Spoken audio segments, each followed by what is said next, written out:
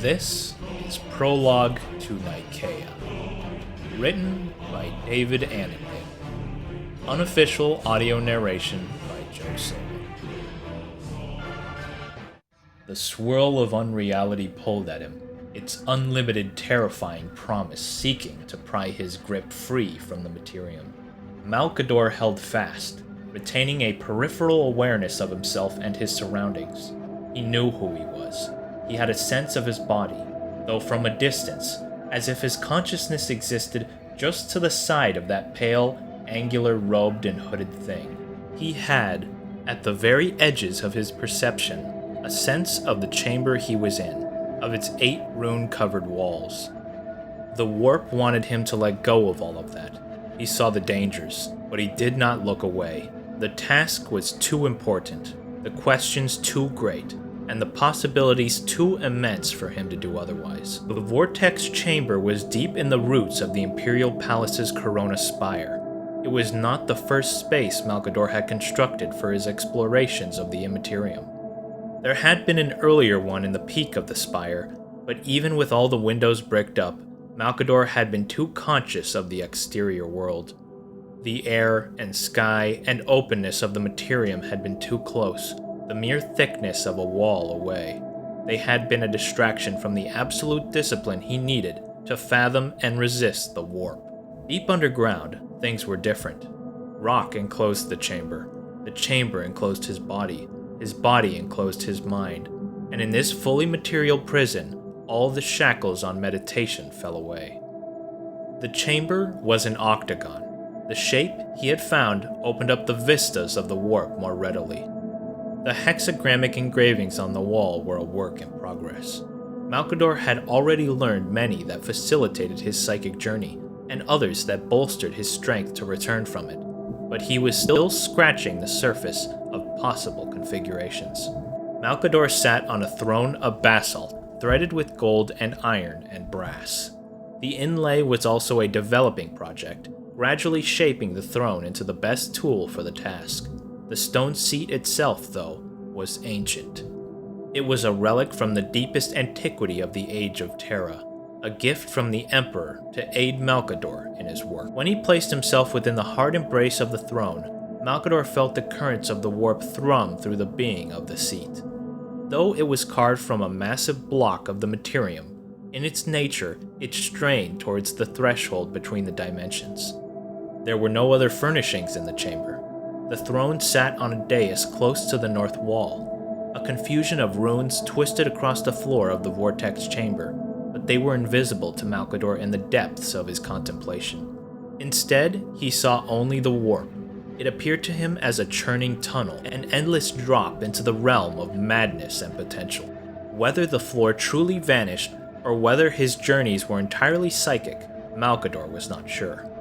The vortex chamber's existence became liminal when he was at work, belonging neither to the materium nor the immaterium, but beholden to both. Malcador's consciousness moved through the upheavals of the warp, searching and testing and wondering.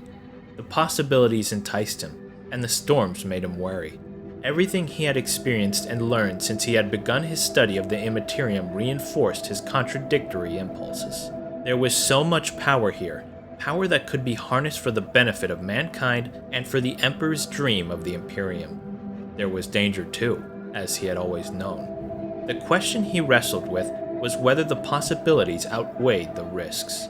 He still had no answer. The deeper he went, the more he brushed against immensities, and the further a definitive judgment seemed to race from his grasp. His mind flew through the clashing waves of unreality. The raging currents made him soar with exhilaration, while the shadows that stopped just short of taking on definite shape threatened with dark portent. Like a ship plunging through the atmosphere of a gas giant, he streaked through contortions of dreams. Though the concept of space was meaningless, there were correlations between nodules in the warp and specific points in the materium. When he pressed his mind close to these intersections of reality and chaos, it seemed to him that if he pushed just a little harder, he would pierce through the veil once more and his consciousness would emerge from the Imperium in a different part of the galaxy. He never pushed. He did not want to discover what would happen if he split his mind and body so definitively in the Immaterium. He had to learn whether the powers of the warp could be harnessed, and he had to know the limits of what could be risked. Some limits were clearly not to be crossed. Something called to him. At first, it was distant, undefined, but his mind reacted to the disturbance as something important that needed to be known. He turned towards it. Soon thunder, unheard but felt, resonated throughout his being. A storm formed before him, one dense with the fusion of non-existent colors. It crackled with possibility. Creation and destruction warred, and the storm grew larger. It stared at him, a whirling eye. It raged at him, a gaping maw. There was something important here, something huge and building up. Though he could not read its nature, he knew he must not ignore it. Malcador let the outer streams of the tempest draw him in closer. As he approached, the intensity of the vortex pained him. He could barely contemplate it. The currents hurled in a violent orbit. Meaning edged near him, but at the last moment he sensed the jaws opening to devour him, and he pulled back. "Do not ask what this is," he told himself, the effort of forming a coherent thought drawing him away from the ravenous center of the storm. "Seek where it is." That he could do with less risk. He could look for the touch of the Immaterium, the link that connected the convulsion in the warp to its correlative in the real. He closed in again, skirting the edges of the cyclone of dreams. He did not face it directly. He tried to sense beyond it. He looked closer and farther. The tempest was gigantic. It roared with the potential of unrivaled cataclysm. Dense with secrets on the verge of being unveiled, it reached for him, invited him. It wanted him to be part of the dance. There were wonders here. He should see them. He should know them. He should be of them, because soon everything would be swept up into revelation. Malcador did not know the nature of the truth that called to him, but he saw the monstrosity of its strength, and so he resisted. He struggled with all his psychic might to stay above the storm at the same time as he tried to perceive what lay beyond its center. Somewhere in an almost forgotten corner of reality, his body arced in the agony of the strain. The thread that tied him to himself, that kept his identity whole, stretched thinner, grew taut, thrummed. Malcador looked for a secret, and he looked away from secrets. The paradox grew teeth. It took on its own form in the warp. It grasped him and surrounded him. In another heartbeat, it would pull him in two and hurl his broken self into the maelstrom. But then what he needed was before him, a tiny glimpse beyond the storm, a fragment of a secret. He snatched at it, and with a cry he pulled away from the warp. What began as a psychic howl ended as a drawn-out groan from his body. Weak, on the edge of collapse, Malcador pushed himself up from the throne. The hexagrammic runes glowed an angry red, then faded like dying embers as the touch of the warp ebbed away. Malcador staggered from the vortex chamber, away from temptation and the dreams that lingered against the walls. He had what he needed. He had a name. Thawra. "There has been a battle here," said Colatinus. The stern patrician features of the Legio Custodes shield captain were impassive, but Malcador saw the faint narrowing of his eyes as he took in the state of the orbital regions around Thawra. They were standing on the bridge of the cruiser Sol Tenebris, watching the planet grow larger in the main viewport. The closer the ship approached, the clearer the extent of the damage became.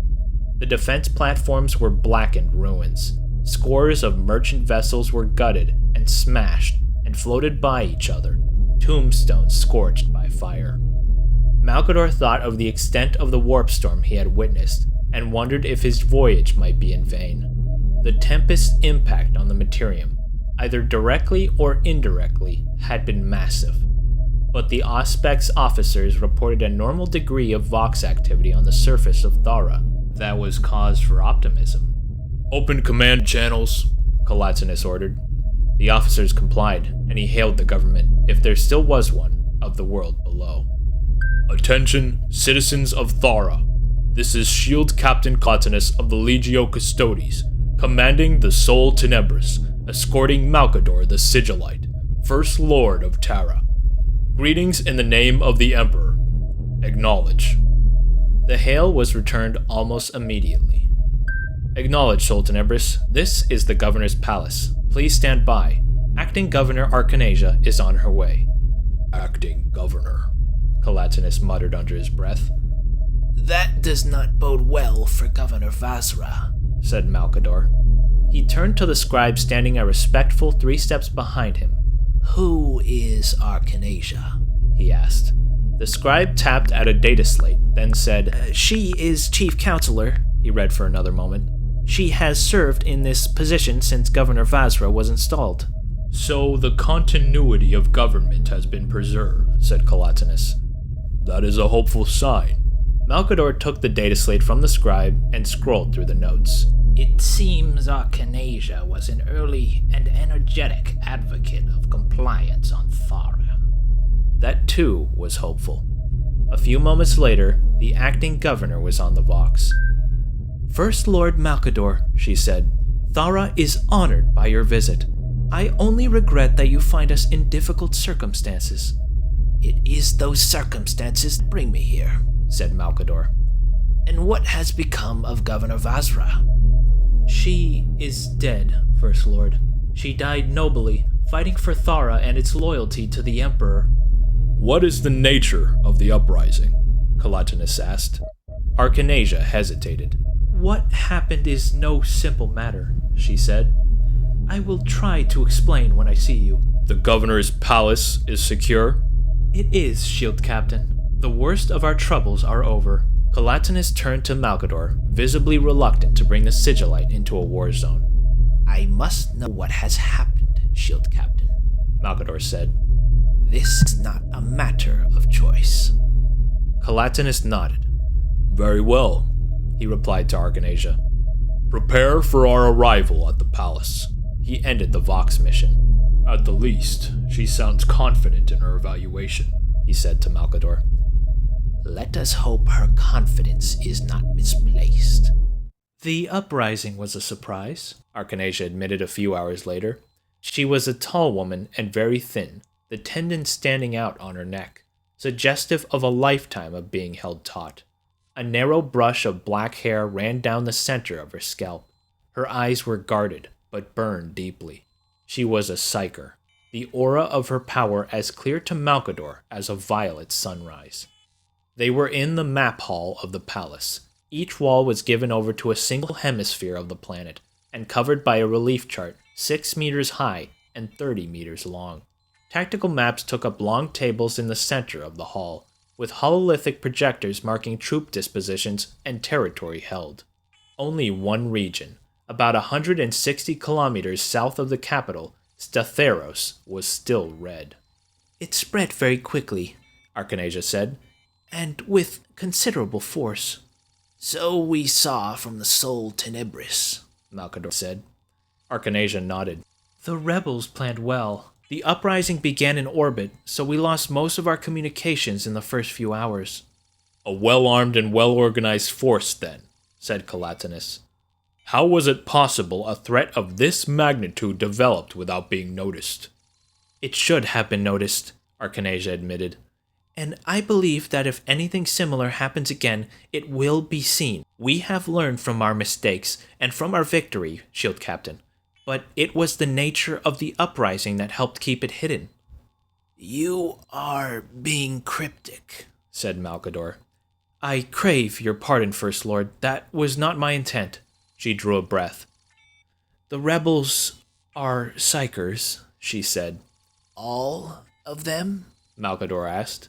So high a number could explain the warp storm, but only to a point. The tempest had been heavy with the possibility of events more massive than had already taken place. Perhaps not all, but a high proportion, as best as we can determine. Malcador looked at the troop movements outlined on the maps, and at the summaries of the cost of the war thus far displayed by a cluster of pick screens mounted above the far end of the table. For them to have had the strength to cause an actual war, their numbers must have been high. They were. This has always been so on Thawra. The proportion of psykers in our population is much greater than the norm. This is why I needed to come here, Malcador thought. This is the crux of so many matters. He did not know if the vortex he had seen in the warp was caused by the psykers of Thawra, or if it was the reason for their multitude. He suspected it was possible both circumstances were true. The cause is not the issue. It is our response that matters. He thought again of all the possibilities, temptations, and dangers he encountered in the warp. There is so much we could do, he thought. But if this is the price... Calatinus was still studying the record of troop movements. It seems that once you managed to turn the tide against the rebels, you ended the worst of the crisis quickly. Thank you, Shield Captain. Archanasia was nodding vigorously. But we could have ended things completely, and much sooner, too. Explain yourself, said Malcador. There was an undercurrent of barely contained excitement in the acting governor's voice. He could read the passion erupting at the surface of her mind. What he wanted was for her to articulate that excitement, to give it explicit form and reveal what loomed behind it. I mean no disrespect to the memory of Governor Vazra. Thawra has flourished under her leadership, and I would have followed her to my own death, but we disagreed on the prosecution of the war. I had the means to end it quickly, and she was reluctant to use them. I understand her reluctance, but I think it was wrong. She pointed to the map, where the arrows indicating the advances of Loyalist forces suddenly became longer. And I believe I have been proven correct. These advances began after her death. When you had a free hand, Calatinus said, his tone flat, unreadable. Yes, said Archanasia. She spoke to Malcador instead of the shield captain. I do not wish to sound vainglorious, but yes, that is correct. She was doing her best to maintain a solemn tone. The effort was only partly successful. Her eyes were growing brighter. She had more than innovative strategy to disclose to him. She was bursting with a great truth, a revelation. Tell me what you did, Malcador ordered, drawing out the shape created by her beliefs and actions. We fought treachery with loyalty, and fire with fire, psyker against psyker. That would require very rapid organization, said Calatinus. To find psykers, to train them, to coordinate the response, unless there already was such a corps in existence. He trailed off when Archanasia started nodding again. You have created this corps, Malcador asked. I have. In secret? No, Archanasia sounded affronted. It was done in consultation with Vazra and a select few of the other counselors. Ones who were psykers? Yes. Her gaze was defiant, ready to challenge anyone who doubted the psyker's loyalty. Wondering how readily she would admit the truth, he bluntly put the question forward. Are you one? Yes. Was Vazra? No, said Archanasia. And it was important that she knew, not just because she was governor, this corps must not be a secret organization of psykers. The rebels are that. I think it may have been why they went wrong. I know there are risks, First Lord. No one who has ever touched the warp can think there is no danger. One would hope not, Malcador said dryly. But with care, First Lord, Archanasia went on. With training, with discipline, think what such a force could do in the service of the Emperor. And we have proved this, here on Thawra. The light in her eyes was more than a reflection. Micro-lightning flickered around her pupils. We live and die for the Emperor. This rebellion was a test. Perhaps he knew it would happen. All things are known to the Emperor. Malcador interrupted her. He did not like the path down which her rhetoric was heading. It was enough, for the moment, that she had revealed her fanaticism and the form it had taken. Who trained the psykers? He said. I did, and the officers I selected. And who trained you? Governor Vazra watched over me. Yet Vazra did not want to use the psyker corps against the rebels. On that point, she was wrong. I will not pretend we have found a perfect model for the corps, but we have shown what can be done. First Lord, I believe this is what must be done. It is what the Emperor wills. Malcador stared back into her ecstatic gaze. He has spoken to you, has he? Even now, directly challenged, Archanasia did not retreat. No, but we are made in his image. Our powers are his. Malcador held her stare for a few moments longer. She had already revealed enough to warrant censure, at the very least. He would not take action yet, though. Not until he knew the full extent of what was happening on Thawra. He pointed to the red circle on the map and changed the subject.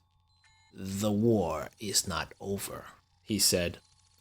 No, Archanasia admitted. She frowned, and the light in her eyes dimmed. I am not sure why that is. We had the rebels on the run. They were broken. They have a stronghold at this location? Calatinus asked. Of a kind. There are no settlements in that region. There are some natural caves, and the rebels are using them. How extensive is the network? There isn't one, as far as we know. The caves are not much more than recesses in the cliff faces.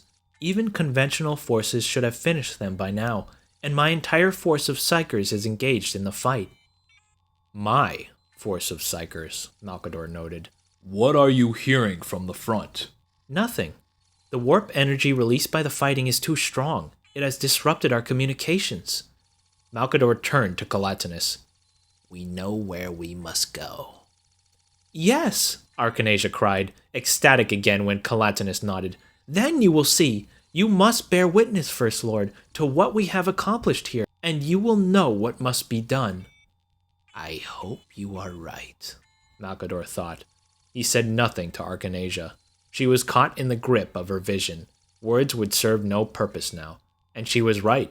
He had to see what she had done for himself. The storm was familiar. 800 meters away from its edge, from the top of a slope leading down to the dead end of a gorge, Malcador stared at the vortex of exploding warp energy and recognized the convulsion that had summoned him to Thawra. He had not thought there were features in the storm to memorize. During his meditation in the vortex chamber, he had registered only the danger, not the details of the tempest's face. Or so he had thought. But here it was again, and he knew it. It seemed to him that it welcomed his recognition, that the destruction it wreaked was for his benefit, to mock him above all others. The storm had been in the non-space of the immaterium. Now it was here, at a very particular point in the materium, waiting for him. It was not huge. It was no more than a kilometer wide at most, yet its reach was vast. It was a destroyer of hopes, a clarion of menace, a promise of madness for a galaxy. The tempest was not yet a full breach in the real, but that disaster would not be long in coming. No, Archanasia said when she saw the battlefield. This isn't... I can't believe that...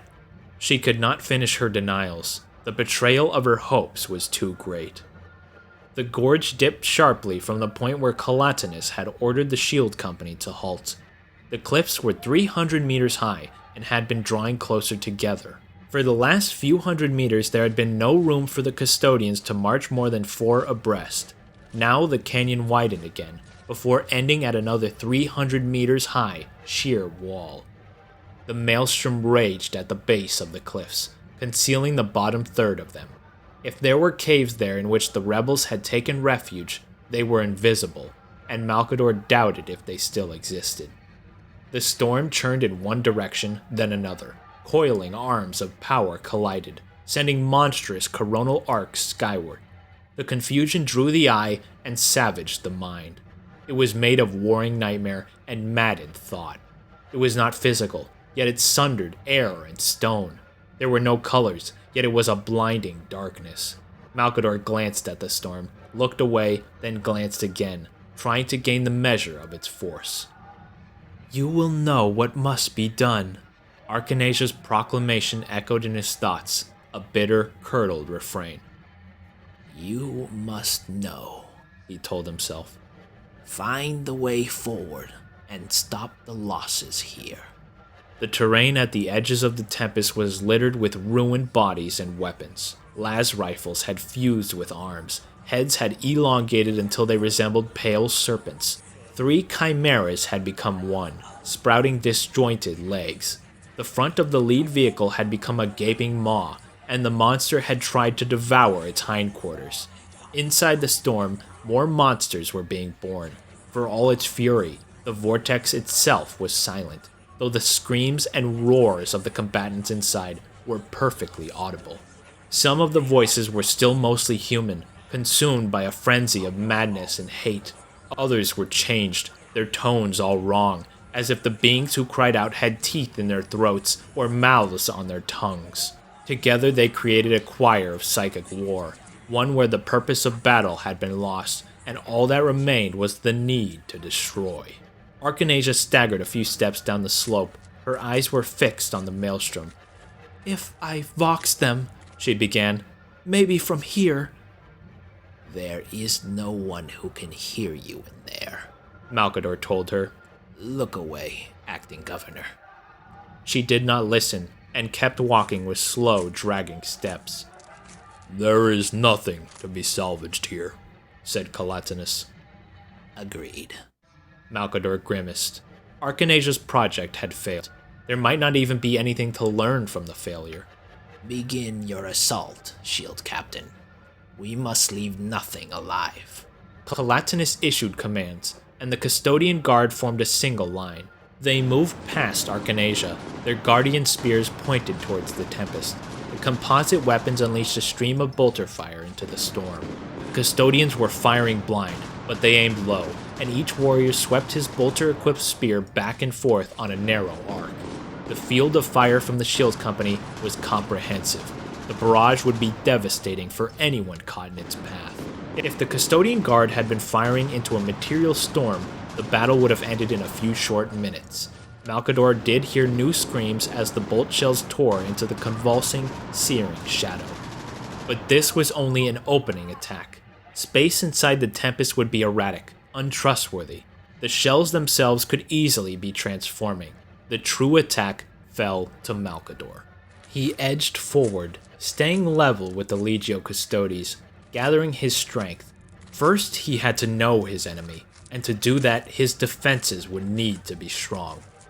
Less than 90 meters from the fringes of the storm, he felt he was ready. "Hold our position here, Shield Captain," he said to Calatinus, and he moved to a boulder a few paces away. He climbed on top, and, looking past the line of the custodian guard, he focused his sight on the storm to the exclusion of all else. The immaterium receded to the edge of Malcador's perception. He reached out for the storm, and the storm reached for him, eager to share its secrets, eager for him to join in its revel. He raised the walls of his will higher, bracing them against the battering of chaotic waves. He observed from the ramparts of his defenses, ready for war, reading the enemy and preparing his counterattack. There was promise and power in the warp, and he drew on that power, but in the storm, he knew there was no promise. That knowledge reinforced his psychic armor. "There is nothing here for you. There is only destruction, and it must be destroyed in turn." The barrage from the Shield Company gave him a way in. The bolt shells brought a violent reality into the nightmare, causing enough damage to create fractures in the storm. Malcador's consciousness perceived the cracks, and he followed them, holding on to the points of weakness in the Tempest, seeking how to pry them open further. The Tempest came at him with secrets and whispers. He closed his mind to the whispers, and he chose only the secrets that he needed to fight back. It reached past him, too, attacking Archanasia. Malcador was aware of her psychic light and agony as searing blisters at the edge of his focus. She was fighting, but her despair was a crack in her armor. He had to defeat the storm before she became a second threat. Malcador began to see the contours of the maelstrom. The shape of its psychic winds contained the trace of its history. As cyclones of fury buffeted him, he sought their base and found the tormented psyche of a human every time. He saw how the storm had come to be. The struggle between the rebels and the loyalists had spiraled out of control. Too many psykers, too close together, had attacked each other with too little thought to discipline and the forces they were unleashing.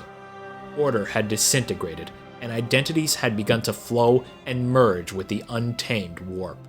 The beliefs that had driven both sides of the conflict no longer existed. What remained were only the impulses that fueled war for its own sake. Anger, desperation, and fear had taken the combatants. The storm fed on their raging psyches, and it amplified their powers. Malcador saw little in the vortex that was remotely human, but there were still presences, cores of things that had been human, and were chained to bodies. The flesh was changing as the immaterium strengthened its grip, but the anchor was there, and gave Malcador his opportunity. Malcador could bring the fight to what remained of the minds who had created the storm, so he did. The tempest roared around his defenses, psychic winds and waves hurling themselves against the isolated promontory of a human who dared project himself into their midst. He held on even more tightly to his walls, because it was in attacking that the great risk would come. The storm would try to make him abandon himself to battle, and so sweep him away. The Immaterium became the weakest, grayest of frames for the struggle. With an effort, Malcador split his focus precisely in two, between defense and attack, keeping both in balance, strengthening each other. And from his ramparts, he unleashed his own storm, a blast of forked warp lightning, striking multiple targets at once. Mortal nodes of the storm erupted in psychic fire, body and mind burning alike, destruction taking them on one plane and then spreading to the other. Malcador lashed out again, and then again. He was disciplined ferocity. He took the inchoate and gave it form, and his purpose was unshakable. The things that had been rebels and loyalists died. He took 2 armies down, a lord of lightning. The vertigo of power came close to catching him, but his defenses held fast, and he refused the false premise. Malcador held fast to purpose and duty, and the storm began to weaken before his assault. Deprived of human fuel, the cyclones evaporated. The broader maelstrom contracted, and the currents became less violent as Malcador destroyed the nodes. Energy flashed, lost coherence, and evaporated. As the tempest retreated, Malcador fought back the new temptations of victory and speed. His discipline and his defenses were more important than ever, and he held by them. Even so, he saw the end of the struggle come into view. Then 2 things happened. One was real, the other he would doubt for years to come. Through his gossamer-thin connection to the Immaterium, Malcador saw Archanasia break into a run. She was shouting something he could not hear. She scrambled past the end of the custodian's line, skirted the edge of the barrage, and pelted down the slope towards the storm. Psychic charges surrounded her, growing stronger. Inside the tempest, something moved. Malcador had no clear sense of what it was. It stirred the currents of the storm, and it reached out from deeper in the warp. It acted with purpose. It was a dark sentience, a thing whose existence Malcador wished he could deny, yet knew he must face. Answering the command of a being that pressed against the thinning veil of the Immaterium, raging that it could not yet manifest itself, the remaining human nodes in the storm suddenly redirected all their force. Focused energy blasted out of the storm and into Archanasia. Her aura exploded with brilliance. It grew, turning her into a colossus of monstrous, coruscating light. The stone around her burst into flame. She stopped running. She turned around. Malcador saw the attack to come. He pulled back from the storm, rushing back to protect his body. The tempest dragged at him, and he was slow, too slow. Calatinus saw the danger too, and the custodians trained their bolter fire on Archanasia. Shells exploded at the edge of her aura. The storm withered further, its remaining fury turning her into a nova of power. She looked back up at Malcador. Her face was contorted in pain and strength and madness. She stretched her arms towards him, and he knew he could not withstand what was coming. The moment stretched out, and Archanasia did not attack. She shrieked a single word, "Emperor!" and she looked up. A volcanic eruption of warp flame launched upward from her, directed at nothing, draining her aura. The shells broke through the thinning energy, and she fell. Free of the warp, Malcador prepared a retaliatory blast of his own, but when he saw the glow around her fade to nothing, he held back. Cease fire, Calatinus said. He joined Malcador as the Sigillite walked slowly down to where Archanasia had fallen. The storm was gone. On the land it had concealed, carbonized bodies lay, contorted in the pain that had destroyed them. Their deformities were extreme. One was almost 6 meters long, another had 5 arms, and a third had a cluster of skulls sprouting out of each other. There was always just enough of the human form left to show what the dead thing had once been. Archanasia's flesh had burned from an internal fire. Though the bolter shells had hit her, the last of her psychic barrier had been enough to diminish their force, enough that they had not shredded her body on impact. She was, to Malcador's surprise, still alive, though barely. Archanasia's eyes were blank, boiled white, yet they turned in Malcador's direction when he knelt beside her. "I didn't want this," she whispered. "I know." A clawed, blackened hand clutched at his robe. "I didn't dream well enough," she said. "Please, First Lord, make a better dream." "Something will be done," he told her. There was no response. Her hand was limp, and her eyes were still. Malcador stood.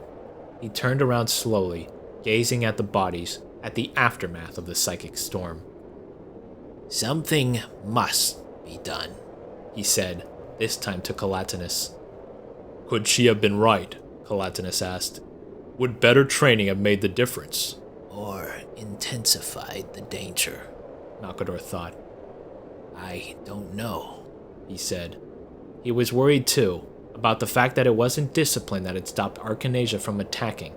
It was religious belief.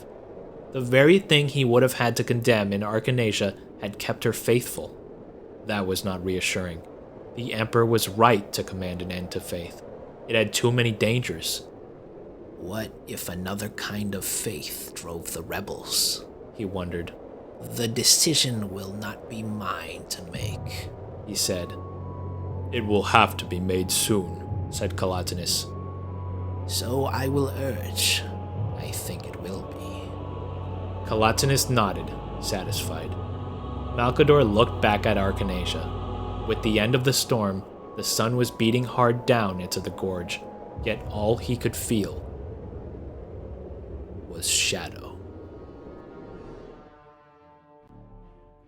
That was Prologue to Nikaea, written by David Annandale.